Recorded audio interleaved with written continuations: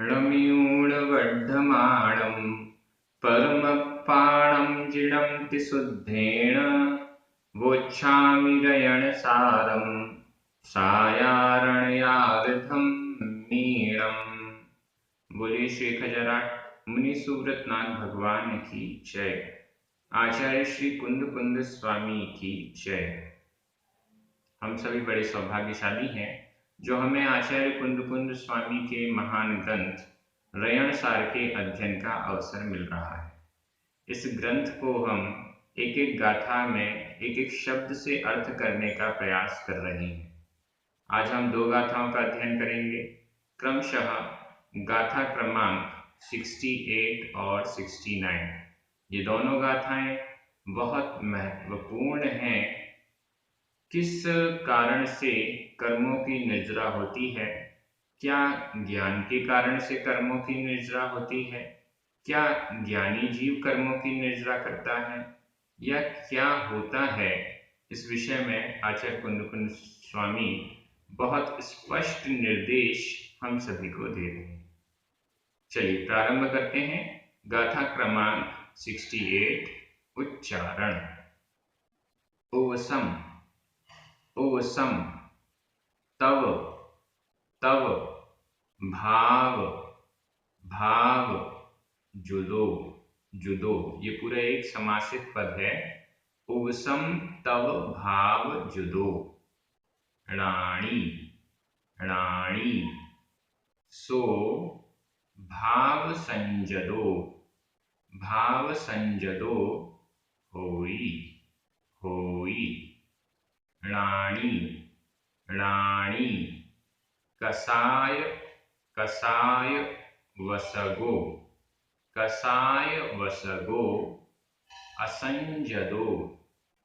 असंजदो होई होई। सो ताव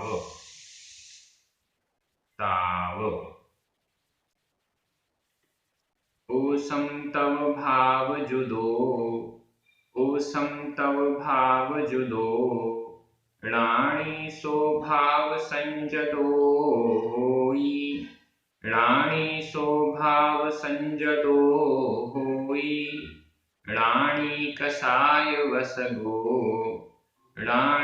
कसाय वसगो असंजदो होई सो ताव।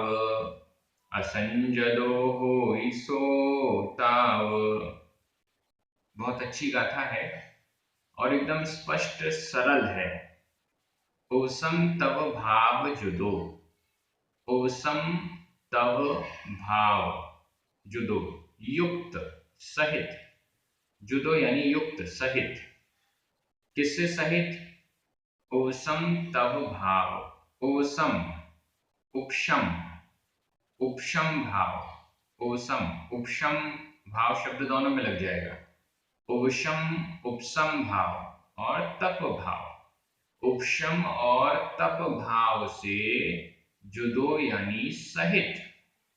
कौन? राणी ज्ञानी।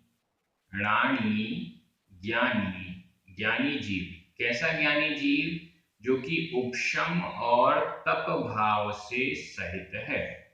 उपशम भाव का मतलब है कषायों को जिसने उपशमित किया हुआ है, कषायों को जिसने शांत किया हुआ है। और तपस्या भी जिसके भाव, तप के भाव जिसके बने रहते हैं तपस्या में, तो लीन रहता है। कषायों को उपशमित किया हुआ है, कषायों को शांत किया हुआ है और तप भाव भी जिसका है, तपस्या में लीन रहता है, ऐसा राणी, ऐसा ज्ञानी।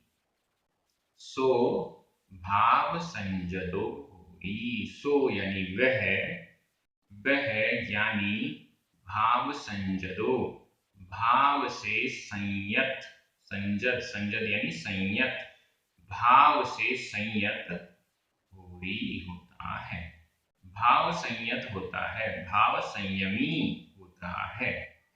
उपशम भाव और तप भाव से जो सहित है ऐसा वहणाणी ज्ञानी जीव भाव संयदो, भाव से संयत होई होता है। होई यह वर्तमान काल अन्य पुरुष एक वचन का क्रिया रूप है। होई होता है, भाव से संयत होता है, भाव संयमी होता है। दो प्रकार के संयम कहे गए हैं, एक है द्रव्य संयम और दूसरा है भाव संयम। द्रव्य संयम और भाव संयम। द्रव्य संयम जो बाह्य रूप से संयम दिखाई देता है वह है द्रव्य संयम। मतलब इंद्रियों को संयमित रखना, मन को संयमित रखना, प्राणियों की हिंसा नहीं करना, यह हुआ द्रव्य संयम। भाव संयम क्या है? भाव संयम इस द्रव्य संयम के साथ जो भाव होते हैं, इस द्रव्य संयम के साथ जो भाव होते हैं, जैसे यहाँ पर उपशम तव भाव जुदो, उपशम भाव तप का भाव ये कहा गया है, यह भाव संयम कहलाता है। तो यहाँ पर स्पष्ट कह रहे हैं, जो ज्ञानी जीव उपशम और तप भाव से सहित है वह भाव संयदो, भाव संयत है। अब इस लाइन को अकेले पढ़ेंगे तो ऐसा लगने लगता है कई बार कि हम भी तो ज्ञानी हैं और कभी कभी हम भी उपशम भाव को कर लेते हैं और कभी कभी तप की भावना भी हमारे हो जाती है तो हम भी भाव संयमी हो गए। नहीं, ऐसा नहीं। उपशम भाव 1 या 2 सेकंड का नहीं, 1 या 2 मिनट का नहीं, परमानेंट। जिसने परमानेंट कषायों को शांत कर दिया है, बीच बीच में जिसकी कषायों का उद्वेग उछलता रहता है, वह उपशम भाव वाला नहीं है। उपशम भाव किसका कहलाएगा? जिसने कषायों को पुरुषार्थ पूर्वक बड़े अच्छे तरीके से शांत कर दिया है। कभी क्रोध, मान, माया, लोभ झलकता ही नहीं, ऐसा वह उपशम भाव। और तप भाव, तपोभाव निरंतर तप की भावना, तप करते रहते हैं, अलग अलग प्रकार की तपस्या निरंतर जिनकी चलती रहती है वे भाव संयत कहलाते हैं। कभी कभार एक आसन कर लिया, कभी कभी रस परित्याग कर लिया, इतने सारे 12 प्रकार की जो तप बताए गए, 6 अंतरंग तप, 6 बहिरंग तप, उनको निरंतर करता रहता है। कभी कोई तप, कभी कोई तप, कभी कभी 2-3 एक साथ, कई कई तप एक साथ करते हुए दिखाई देते हैं, तो वे भाव संयत कहलाते हैं। ओकेजनली वाले नहीं, परमानेंट वाले, वो भाव संयत कहलाएंगे। अभी हम सभी प्रैक्टिस की अवस्था में हैं तो हम ओकेजनली वाले हैं, कभी कभी हम कुछ कषायों को शांत करने का पुरुषार्थ करते हैं, कभी कभी हम तपस्या करने का पुरुषार्थ करते हैं, तो हम प्रैक्टिस में हैं, अभ्यास दशा में हैं। गृहस्थ इन कार्यों का अभ्यास करता है और मुनि उस अभ्यास को करने के बाद जब मुनि बन जाते हैं तो वो उनका जीवन का हिस्सा, हर पल उनका उपशम भाव रहता है, हर पल उनका तपो भाव रहता है, ऐसे वे भाव संयत कहलाते हैं। अब संयत शब्द स्पष्ट रूप से कह रहा है कि ये संयम है। गुण स्थानों की अपेक्षा से अगर हम बात करते हैं तो संयत शब्द कह रहा है चौथे गुण स्थान में तो होगा नहीं, चौथे गुण स्थान में तो असंयम है। पंचम गुण स्थान में देश संयम है, पंचम गुण स्थान में संयता संयत अवस्था है, देश संयम है, और पूर्ण संयम तो छठवें और सातवें गुण स्थान में है। तो यह भाव संयत शब्द जिसके लिए लिया गया है वे छठवें सातवें गुण स्थान वाले मुनिराज हैं। छठवें सातवें गुण स्थान के नीचे पूर्ण संयम नहीं कहा जा सकता, पंचम गुण स्थान में एक देश संयम है और इसके नीचे तो असंयम ही है।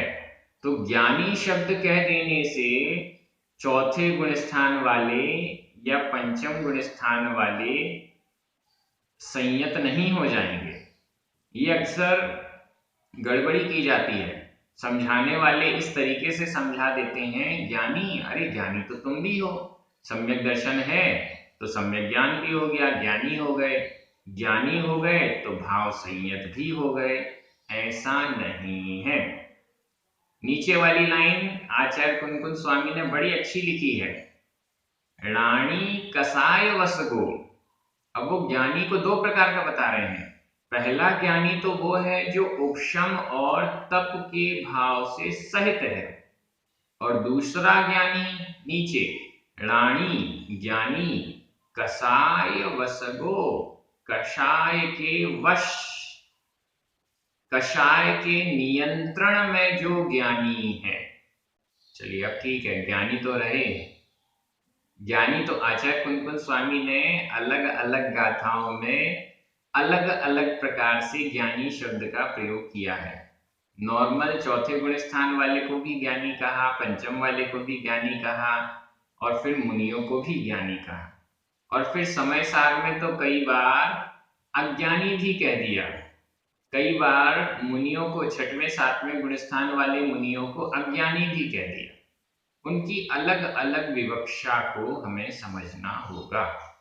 कहाँ पर किस विवक्षा में ज्ञानी कहा, कहाँ पर किस विवक्षा में अज्ञानी कहा, ये हमें समझना बहुत जरूरी है।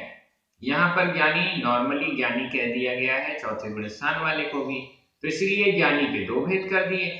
एक ज्ञानी वो जो ऊपर वाला है, जिसने कषायों का उपशम किया हुआ है और तप में लीन है, और दूसरा ज्ञानी हो सकता है हम सभी आ जाए उसमें, कषाय वश गो, कषाय के वश, कषाय के नियंत्रण में, कषाय के वश हैं। जब क्रोध आया तो हमने क्रोध कर लिया, जब मान कर्म का उदय आया हमने मान कर लिया, जब लोभ का उदय आया हमने लोभ कर लिया, जब मायाचारी का उदय आया हमने मायाचारी कर ली। ये कहलाएगा कषाय के वश होना, कर्मों के वश होना। कर्म का जैसा उदय आया हमने वैसा ही कार्य किया, ये कर्म का उदय। देखिए, कर्मों का उदय तो सबको आएगा। मुनि महाराज हैं, उनको भी कर्मों का उदय आएगा, कर्मों को नष्ट तो उन्होंने किया नहीं है, कर्मों को नष्ट करने की प्रोसेस में लगे हुए हैं, लेकिन पूर्ण रूप से कर्मों को नष्ट तो किया नहीं है। अब कर्मों का उदय तो आएगा, उनमें कषाय का उदय भी आएगा। जब मोहनीय चारित्र मोहिनी का उदय आएगा तो कषाय का उदय भी आएगा। अब इस कषाय के उदय में, कषाय का तीव्र उदय आ रहा है, क्रोध कषाय का तीव्र उदय आ रहा है, उस समय भी वो अपने आप को शांत रखे रहें। तो कषाय का उदय आया और चला गया, कषाय के वश नहीं है, कषाय ने उनको नियंत्रण नहीं किया है, बल्कि उन्होंने कषाय को नियंत्रित किया है अपने पुरुषार्थ से। तो ये हमें समझना होगा।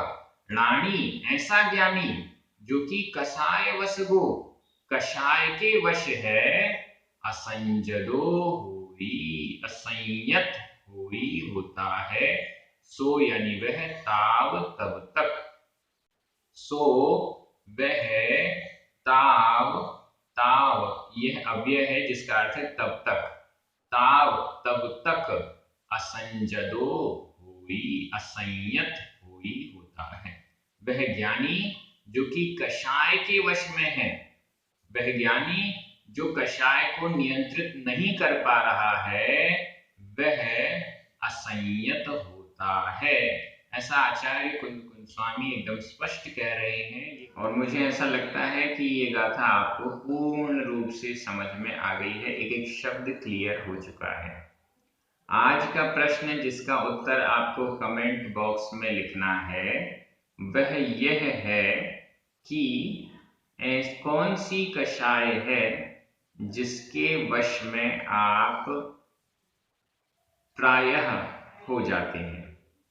आपको लिखना है कौन सी कषाय, क्रोध मान माया लोभ, कौन सी कषाय है जिसके वश में आप प्रायः हो जाते हैं। आप लोग पूछ रहे होंगे, सोच रहे होंगे कि ये लिखने से क्या होगा। लिखने से ये होगा कि उस कषाय का उद्रेक जब भी आएगा तो आपको याद आ जाएगी कि हमें यहाँ पर पुरुषार्थ करना है। क्रोध का बहुत तेज उदय आ रहा है, हमें पुरुषार्थ करना है। जितना तेज उदय आ रहा है उसको उतना प्रतिक्रिया नहीं, उससे थोड़ा कम रखना है। 100 डिग्री का क्रोध उदय में आ रहा है तो हम प्रकट कितना करेंगे, 80। फिर जब 80 का आएगा तो हम उसे 60 पे लाएंगे, 60 का आएगा हम उसे 40 पे लाएंगे। ऐसे करते करते वह कम होता जाएगा। इसलिए लिखिएगा तो धीरे धीरे वह कम होने का भी पुरुषार्थ आपके मन में आएगा, आप पुरुषार्थ ऐसा करेंगे। चलिए अब हम अगली गाथा में चलते हैं। गाथा क्रमांक 69 बड़ी अच्छी गाथा है और बहुत सुंदर तर्क आचार्य कुंदकुंद स्वामी ने दिया है। उच्चारण, लाणी लाणी, खवेई खवेई, कम्मम कम्मम, ळाण बलेणेदी ळाण बलेणेदी, बोल्लये बोल्लये, आधाला पुरला, बोल्लये, अळ्ळाणी अळ्ळाणी, आधाळा पुरळा, अळ्ळाणी, वेज्जो वेज्जो, आधाजा पुरजा, वेज्जो, भेषज्यमहं भेषज्यमहं, आधाजा पुरजा, भेषज्यमहं, जाने जाने, इति इति, नस्सदे नस्सदे, आधासा पुरसा, नस्सदे, वाही वाही, ळाणी खवेई कम्मम ळाणी खवेई कम्मम, ळाण बलेणेदि बोल्लये अळ्ळाणी ळाण बलेणेदि बोल्लये अळ्ळाणी, वेज्जो भेषज्यमहं वेज्जो भेषज्यमहं, जाने इति नस्सदे वाही जाने इति नस्सदे वाही। बड़ी अच्छी गाथा है, बड़ी सरल है। ळाणी खवेई कम्मम, क्या अर्थ हुआ इसका, आप बताइए। ळाणी ळाणी मतलब, हाँ बोलते जाइए, ज्ञानी। खवेई कई बार आ चुका है, खवेई नष्ट करता है। कम्मम, हाँ ये तो सरल है, कर्म को। क्या अर्थ हुआ पूरे सेंटेंस का, ज्ञानी कर्म को नष्ट करता है। एकदम छोटा सेंटेंस। ळाणी ज्ञानी, ज्ञानी यहाँ पर करता है, प्रथमा विभक्ति एक वचन। कम्मम यह कर्म है, द्वितीय विभक्ति एक वचन। और खवेई क्षय करता है, यह क्रिया हुई वर्तमान काल अन्य पुरुष एक वचन की। एकदम सिंपल, ज्ञानी जीव कर्म को नष्ट करता है। ठीक है ना, बहुत सरल सेंटेंस। कैसे करता है, ळाण बलेणेदि, नीचे आ जाइए, ऊपर वाली लाइन तो आपको समझ में आ गई। सेंटेंस को और बढ़ाया जा रहा है, कैसे करता है ज्ञानी जीव कर्म का क्षय, ळाण बलेणेदि, संधि विच्छेद करने, ळाण बलेण, ळा में छोटा आ, इदि, ई, आ और ई मिलकर ए हो गया। ळाण बलेण, ळाण यानी ज्ञान, बलेण बल से, तृतीय विभक्ति का एक वचन। ज्ञान के बल से, ज्ञान के बल से ज्ञानी कर्म को नष्ट करता है। इदि इस प्रकार, अब ये इदि शब्द आ गया इस प्रकार, इसका मतलब है इसके पहले का जो पूरा सेंटेंस है अब वो हाइलाइटेड हो गया है, इति, इस प्रकार। अब ये सेंटेंस कोई बोलता है, किसी के द्वारा कहा गया है, सुना गया है, उसको अब अलग बताया जाएगा। क्या सेंटेंस बन गया हमारा? राणी राण बलेण कम्मम खवे। ज्ञानी ज्ञान के बल से कर्म को नष्ट करता है। इति इति, इस प्रकार। अब ये सेंटेंस सही है या गलत, यह भी आपको समझ में आएगा। इति, इस प्रकार। बोल्लये बोलता है, बोल्लये बोलता है, यह भी वर्तमान का अन्य पुरुष एकवचन का क्रिया रूप है। बोलता है, कौन बोलता है?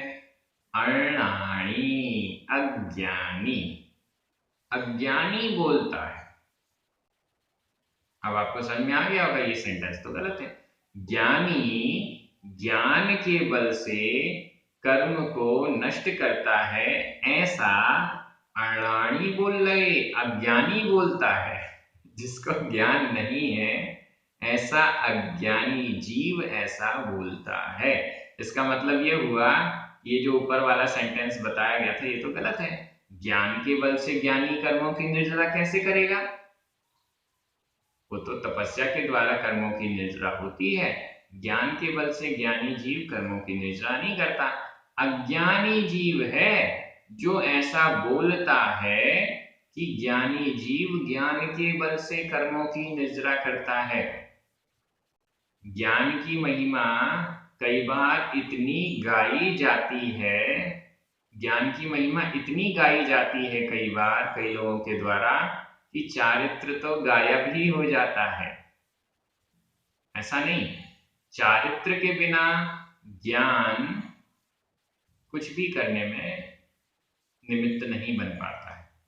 चारित्र के साथ में जो ज्ञान है, चारित्र के साथ में जो ज्ञान है, उसके कारण कर्मों की निर्जरा होती है। ज्ञान बलेन की जगह अगर यहाँ पर चारित्र के बल से ऐसा कहा जाता तो स्पष्ट हो जाएगा कि ये सम्यक दर्शन, सम्यक ज्ञान और सम्यक चारित्र, इस रत्नत्रय से सहित व्यक्ति ही कर्म की निर्जरा करता है। ये क्लियर हो जाता। तो फिर वहां लिखते बोल्लये राणी, फिर वहां लिखा जाता कि ज्ञानी जीव ऐसा बोलता है। यहाँ तो अज्ञानी जीव ऐसा बोलता है कि ज्ञान के बल से ज्ञानी जीव कर्मों का क्षय करता है। अब इसका उदाहरण देखिएगा, कितना सटीक उदाहरण दिया गया है। नीचे तीसरा चरण, बेजो, बेजो वैद्य, वैद्य, बेजो यानी वैद्य, वैद्य का मतलब चिकित्सक। भेषजमहम, इसका संधि विच्छेद कर लें, भेषजम, भेषजम आधा म, अहम अ, अहम में अ, आधा म और अ मिलकर म पूरा हो गया। भेषजम अहम, अहम अहम यानी मैं, बेजो वैद्य, मैं वैद्य या वैद्य में, भेषजम भेषज को, औषधि को, भेषजम का अर्थ है औषधि, दवाई। अहम वेद्यो, मैं वैद्य, भेषजम औषधि को, नीचे लिखा है जाने, जानता हूं, जाने जानता हूं। ये वर्तमान काल उत्तम पुरुष एक वचन का क्रिया रूप है, लेकिन अनियमित प्रयोग है। जाने जानता हूं, किसको जानता हूं? भेषजम दवाई को जानता हूं। मैं वैद्य दवाई को, भेषज को जानता हूं। ठीक है। यदि इस प्रकार से नस्सदे वाही, इस प्रकार से क्या वाही, व्याधि, वाही का मतलब है व्याधि, रोग, नस्सदे नष्ट होता है। क्या इस प्रकार से रोग कभी नष्ट होता है? कितना बढ़िया उदाहरण दिया है। मैं वैद्य हूं, मैं वैद्य औषधि को जानता हूं। यदि इति इस प्रकार से, क्या इतने मात्र से वाही व्याधि रोग नस्सदे नष्ट होता है? क्या इतने मात्र से रोग नष्ट हो जाता है? जब तक कोई डॉक्टर दवाई नहीं खाएगा, औषधि का ग्रहण नहीं करेगा, तब तक उसका रोग दूर कैसे होगा? दवाई को जानने मात्र से ही क्या रोग दूर हो जाएगा? कितना अच्छा तर्क। दवाई को जानने मात्र से, मैं दवाई को जानता हूं, क्या इतने मात्र से रोग वाही नस्सदे नष्ट होती है? इतने मात्र से ही व्याधि नष्ट हो जाएगी क्या? नहीं होगी। णाण बलेन, ज्ञान बल से ज्ञानी जीव कर्म का क्षय करता है, ऐसा तो अज्ञानी बोलते हैं। क्यों? क्योंकि मैं वैद्य में औषधि को जानता हूं, इतने मात्र से व्याधि नष्ट नहीं होती है। व्याधि नष्ट हो जाएगी क्या? नहीं होगी। यहाँ नस्सदे नष्ट होती है, यह वर्तमान काल अन्य पुरुष एक वचन का क्रिया रूप है। नस्सदे नष्ट होती है, वाही व्याधि, क्या इतने से व्याधि नष्ट होती है? नहीं होती है। उसी प्रकार से ज्ञानी ज्ञान के बल से कर्म का क्षय कर देगा, यह भी वैसे ही गलत प्रयोग है, यह भी संभव नहीं है। बहुत अच्छा, इतना सरल उदाहरण दे दिया गया है कि हमेशा याद रहेगा। मैं सम्यक दृष्टि हूं, सम्यक ज्ञानी हूं, चौथे गुण स्थान वाला, लेकिन जब तक संयम नहीं लिया जाएगा तब तक कर्म नष्ट नहीं हो पाएंगे। एकदम स्पष्ट कर लीजिए। सम्यक दर्शन हो गया, सम्यक ज्ञान हो गया, लेकिन जब तक सम्यक चारित्र नहीं होगा तब तक कर्मों का क्षय नहीं होगा। ऐसा आचार्य कुंद स्वामी ने इन दो गाथाओं में एकदम स्पष्ट कर दिया है। कई लोग घर में बैठे रहते हैं कि हम तो सम्यक दृष्टि हो गए, हम तो सम्यक ज्ञानी हो गए और अब हम बहुत जल्दी मोक्ष चले जाएंगे। नहीं, वो बहुत जल्दी नहीं हो पाएगा।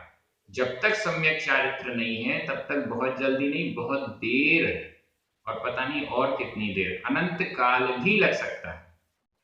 वैसे सम्यक दर्शन होने के बाद जो अनंत काल है वो कट के अर्ध पुद्गल परावर्तन हो जाता है, लेकिन यह अर्ध पुद्गल परावर्तन काल भी अनंत है।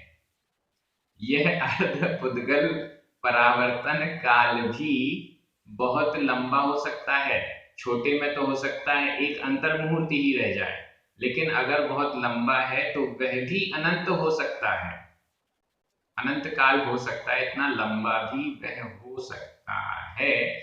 इस दृष्टि से सम्यक चारित्र की जो भूमिका है कर्म क्षय के लिए, वो यहाँ पर आचार्य कुंद स्वामी ने एकदम स्पष्ट कर दी है। आप सभी को ये दोनों गाथाएं बड़ी सरलता से समझ में आ गई होंगी। आप सभी इस पर विशेष चिंतन कीजिएगा। मात्र ज्ञान से कल्याण नहीं है, संयम के साथ यदि ज्ञान है तो कल्याण हो पाएगा। आप सभी बहुत अच्छे से अध्ययन कर रहे हैं, एक एक शब्द को समझने का प्रयास कर रहे हैं, ये बहुत अच्छी बात है। सभी को बहुत बहुत धन्यवाद। पुण्यार्जकों को विशेष रूप से धन्यवाद, जिनके निमित्त से ये कार्य यूट्यूब पर और प्राकृत ऐप पर परमानेंट हो रहा है। आप सभी को जय जिनेंद्र। जिनवाणी माता की।